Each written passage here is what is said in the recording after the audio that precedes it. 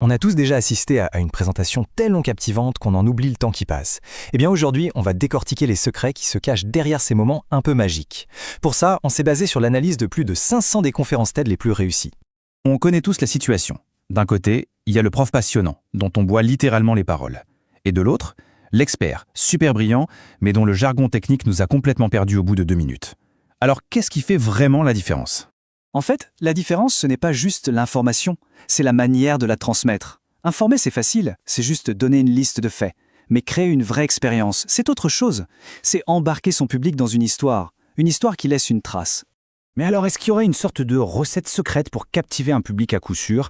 En étudiant des centaines de conférences, il semblerait que oui. Les chercheurs ont découvert un schéma qui revient tout le temps, une sorte de code caché de la communication. Et ce code, il repose sur 3 piliers, 3 ingrédients vraiment essentiels qu'on va décortiquer ensemble. Allez, c'est parti. On va commencer par les bases, le secret d'un discours qui fait mouche. Ensuite, on va plonger dans les 3 principes clés, l'émotion, l'innovation et comment rester inoubliable. Et à la fin, on verra comment assembler tout ça pour créer sa propre recette du succès. Pour qu'un message marque les esprits, il doit parler à la tête, bien sûr, mais il doit aussi et surtout toucher le cœur de ceux qui l'écoutent. Le premier secret, et c'est peut-être le plus important, c'est de créer une connexion humaine. Trop souvent, les orateurs se réfugient derrière leurs chiffres, leurs graphiques, et ils oublient l'essentiel. Ils parlent à des êtres humains avec des émotions et des vécus. Alors, comment on fait pour créer ce lien ? Eh bien, il y a 3 leviers. Et le tout premier, c'est le plus simple et le plus puissant, sa propre passion. Les histoires, c'est le langage universel. Elles donnent une âme aux données brutes, elles donnent vie aux statistiques.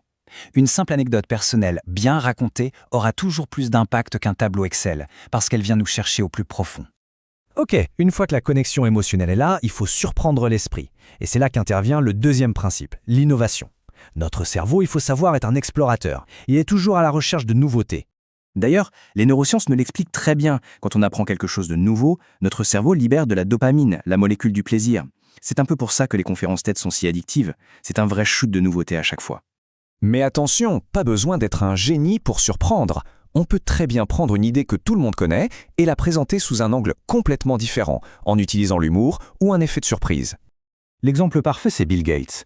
Pour parler du paludisme, il aurait pu nous bombarder de statistiques sur le nombre de morts. C'était une option. Mais il a choisi une approche, disons un peu plus directe, pour faire passer le message. Oui, en plein milieu de sa présentation, il a ouvert un bocal rempli de moustiques et il les a lâchés dans la salle en disant « Il n'y a aucune raison que seuls les pauvres subissent ça ». Un coup de théâtre incroyable qui a marqué les esprits bien plus que n'importe quel discours. Donc, on a touché le cœur et surpris l'esprit. Il nous manque juste un dernier ingrédient pour que ça reste gravé. C'est notre 3e principe. Comment rendre son message tout simplement inoubliable. Le premier truc pour être mémorable, c'est de faire court. Les études le montrent, au-delà de 18 minutes, notre cerveau commence à décrocher. Ce n'est pas un hasard si les conférences TED sont si courtes, tout est pensé pour un impact maximal. Mais être bref, ça ne suffit pas. L'authenticité, c'est vraiment la clé de la confiance. Le public sent tout de suite si un orateur joue un rôle. Plus on s'entraîne, plus on est à l'aise, et plus on peut être simplement soi-même sur scène. Et enfin, dernier point crucial pour braver un message, il faut utiliser plusieurs sens, et surtout la vue. Il y a un phénomène bien connu en psychologie pour ça, l'effet de supériorité de l'image. Et là, les chiffres parlent d'eux-mêmes. 3 jours après une présentation, on retient à peine 10% de ce qu'on a entendu. Mais si on ajoute une image pertinente, ce chiffre bondit à 65%. Une image vaut vraiment 1000 mots, ce n'est pas un mythe. Bon, maintenant qu'on a vu tout ça, comment on met tout en pratique ?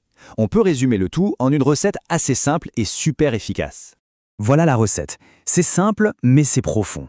Il faut parler au cœur avec passion, surprendre l'esprit avec du neuf et enfin ancrer le message dans la mémoire grâce à un format court, de l'authenticité et bien sûr la puissance des images.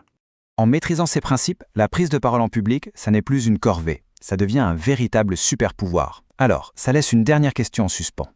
Quelle est cette idée qui sommeille en chacun et qui ne demande qu'à être partagée avec le monde ?